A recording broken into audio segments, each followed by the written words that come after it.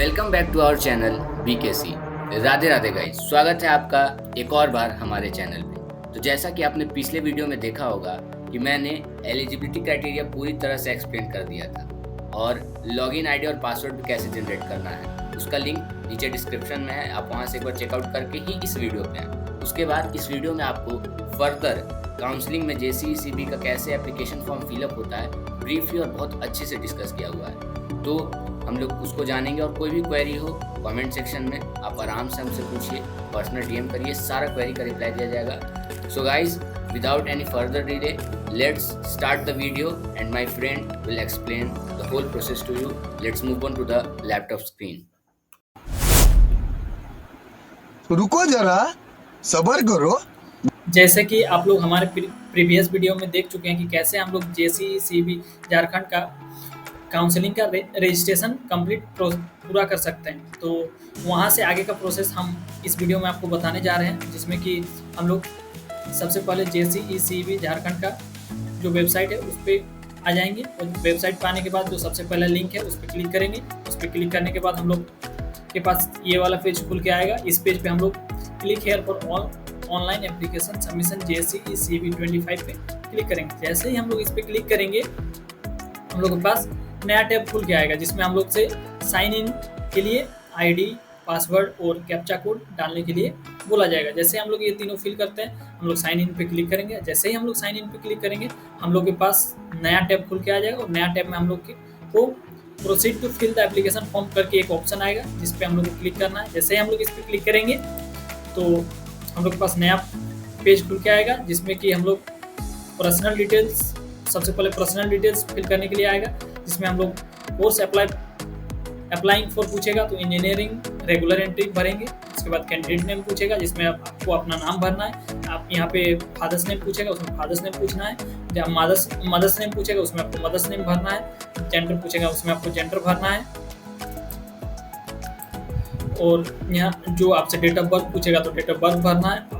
Father का जो occupation या मदर का जो ऑक्यूपेशन है उसको ऑक्यूपेशन भरना है। जो आपका एनुअल फैमिली इनकम है उसको भरना है, जो कि आप इनकम सर्टिफिकेट बनवाए हैं उसके हिसाब से भरना है। आपका ये जो है नेशनलिटी, मोबाइल नंबर और ईमेल आईडी बाय डिफ़ॉल्ट जो था आपका वही आएगा। उसके बाद हम लोग 7 नेक्स्ट पे क्लिक करेंगे। जैसे ही हम लोग 7 नेक्स्ट पे क्लिक करते हैं तो हम लोग के पास एड्रेस वाला खुल के आएगा। तो एड्रेस वाला पे हम लोग क्लिक करेंगे तो यहाँ पे आपका जो एड्रेस है वो आपको फिल करना है।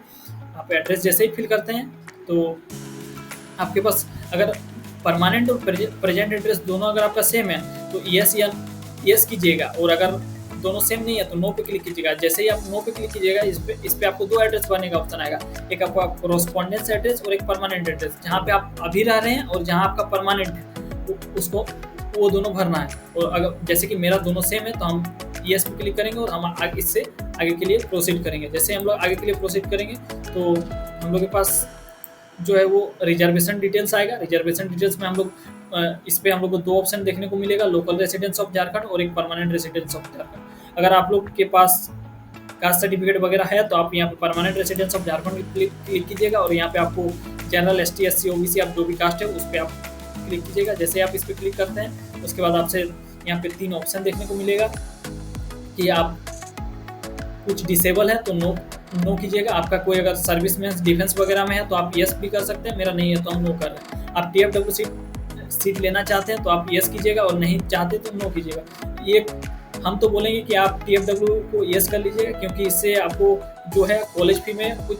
माफ़ी मिलता है, तो इससे आपको फ़ायदा ही होगा। तो आप इसको कोशिश कीजिएगा कि रिजल्ट इसको फिल कीजिएगा। उसके बाद आपसे क्वालिफिकेशन डिटेल्स पूछा जाएगा, जिसमें कि आप इसको इस तरह से आपको देखने को मिलेगा, जिसमें आपको 10th कहाँ से किए हैं, आपका कौन सा बोर्ड से किए हैं, इंस्टीट्यूट नाम पूछेगा, आपका पास्ट है, जो आपका रोल नंबर है वो पूछा जाएगा, आपका पासिंग ईयर पूछा जाएगा, आपका मार्क्स ऑब्टेन पूछा जाएगा, आउट ऑफ आप कितना मार्क्स का एग्जाम दिए थे वो पूछा जाएगा, आपका कितना परसेंटेज आया था वो ऑटोमेटिक आ जाता है। और जैसे उसको सेव करेंगे उसके बाद हम लोग के पास दूसरा जो है वो 10+2 देखने को मिलेगा।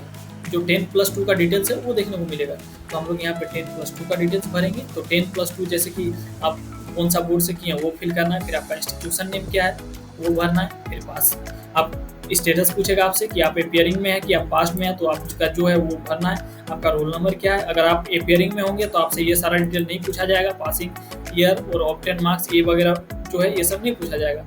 और उसके बाद आपसे जो है सब्जेक्ट डिटेल भरने के लिए बोला जाएगा। तो सबसे पहले आप फिजिक्स का डालिएगा, और फिजिक्स में आपका जो मार्क्स ऑप्टेन है वो आप कितना मार्क्स लाए हैं वो डालिएगा, और आपका जो मार्क्स टोटल रहेगा वो 100 मार्क्स रहेगा। परसेंटेज ऑटोमेटिकली कैलकुलेट होके आ जाता है। उसके बाद आप केमिस्ट्री का भरिएगा, केमिस्ट्री में आपका कितना मार्क्स आया है वो भरना है। जैसे ही आप केमिस्ट्री भरिएगा उसके बाद फिर आपको मैथ भरना है। तो मैथ में आप मैथ में जो आप मार्क्स ऑब्टेन किए वो यहाँ पे लिखना है, और उसके बाद यहाँ पे आपका जो टोटल मार्क्स है वो लिखना है। उसके बाद आप सेव पे क्लिक कीजिएगा तो आपका ऐसे आएगा, और जैसे आप सेव एंड नेक्स्ट पे क्लिक कीजिएगा तो आप ये इस वाले पेज पे जो जेईई मेंस का डिटेल है उस वाले पेज पे रिडायरेक्ट हो जाएगा। तो यहाँ पे आपको एप्लीकेशन नंबर पूछा जाएगा, जो कि आपको एप्लीकेशन नंबर डालना है, फिर रोल नंबर डालना है, फिर एनटीए का स्कोर डालना है, फिर कॉमन रैंक डालना है। ठीक है, तो जैसे ही आप ये सारा चीज़ भरते हैं आपको सेव एंड नेक्स्ट पे क्लिक करना है। जैसे ही आप सेव एंड नेक्स्ट पे क्लिक कीजिएगा आपसे इमेज वगैरह अपलोड करने के लिए पूछा जाएगा। तो इमेज वगैरह अपलोड करने का क्राइटेरिया है, जैसे कि आप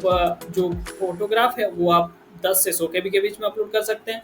आपका जो सिग्नेचर है वो आप 5 से 50 KB के बीच में अपलोड कर सकते हैं, और जो आपका लेफ्ट थंब जो अपलोड करना है वो आप 10 से 50 KB के बीच में अपलोड कर सकते हैं। आप एक विशेष ध्यान दीजिएगा, ज़्यादातर बच्चा लोग गलती क्या करता है कि लेफ्ट थंब बोलता है लेकिन गलती से लड़का लोग राइट थंब अपलोड कर देता है। तो आप लोग ये गलती ना कीजिएगा और आप लेफ्ट थंब ही अपलोड कीजिएगा। तो चलिए हम आपको बताते हैं कि कैसे आप फोटोग्राफ अपलोड कर सकते हैं। तो सबसे पहले आपको यहाँ पे जो चूज फाइल है आप इस पर क्लिक करिएगा। चूज फाइल पे क्लिक करने के बाद आप ऑटोमेटिकली आप अपना जो पीसी या तो मोबाइल का जो है वो गैलरी पे रिडायरेक्ट हो जाइएगा। आप उस वहाँ से अपना जो फोटोग्राफ है उसको सिलेक्ट करने के बाद यहाँ अपलोड पे क्लिक कीजिएगा। जैसे ही आप अपलोड पे क्लिक कीजिएगा आपको आपका जो फोटो है वो अपलोड हो जाएगा, और आपको यहाँ पे साइड पे देखने को मिलेगा जैसे कि मेरा दिख रहा है। सेम प्रोसेस हम लोग जो है वो सिग्नेचर के लिए भी करेंगे। सेम उसी तरह यहाँ पे चूज नाउ पे क्लिक करेंगे, आप गैलरी पे जाइएगा। गैलरी से फिर आप अपना जो है सिग्नेचर को सिलेक्ट कर लीजिएगा। सिलेक्ट करने के बाद अपलोड पे क्लिक कीजिएगा। जैसे आप अपलोड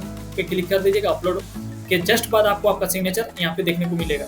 और जैसे सेम प्रोसेस हम लोग जो है लेफ्ट थंब के लिए भी हम लोग अप्लाई करेंगे। जैसे ही हम लोग यहाँ पे चूज नाउ पे क्लिक करेंगे हम लोग गैलरी पे पहुँच जाएंगे, और फिर गैलरी से हम लोग थंब को सिलेक्ट करने के बाद यहाँ पर अपलोड पे क्लिक करेंगे तो यहाँ पर हम लोग को थंब देखने को मिलेगा।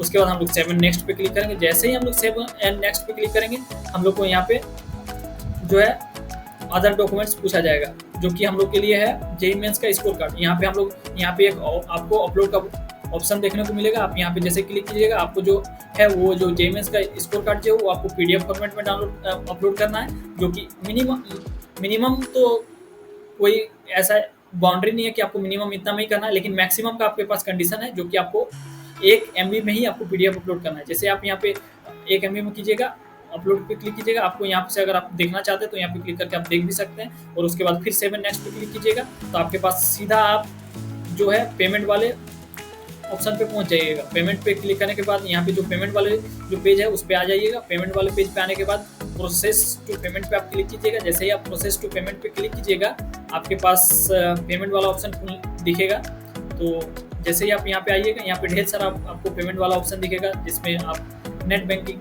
Debit card, credit card, wallet, UPI वगैरह से आप पेमेंट कर सकते हैं। आपके पास जो सुविधा हो आप उस हिसाब से पेमेंट कर सकते हैं। मेरे पास UPI है तो हम UPI पे क्लिक करेंगे।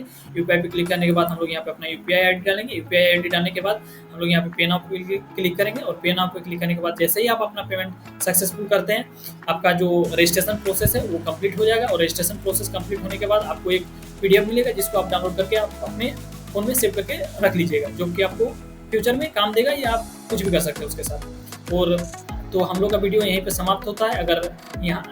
अगर आपको आप वीडियो अच्छा लगा है तो आप लाइक, शेयर, सब्सक्राइब, कमेंट कर सकते हैं। और आपको अगर कोई भी डाउट या क्वेरी हो तो आप हमारे जो YouTube का कमेंट बॉक्स है वहाँ पे आप कमेंट कर सकते हैं, और साथ ही में आप इंस्टा पे पर्सनली DM भी कर सकते हैं। तो आज के लिए इतना ही। राधे राधे। तो आप मिलते हैं नेक्स्ट वीडियो में। Thank you. Subscribe BKC.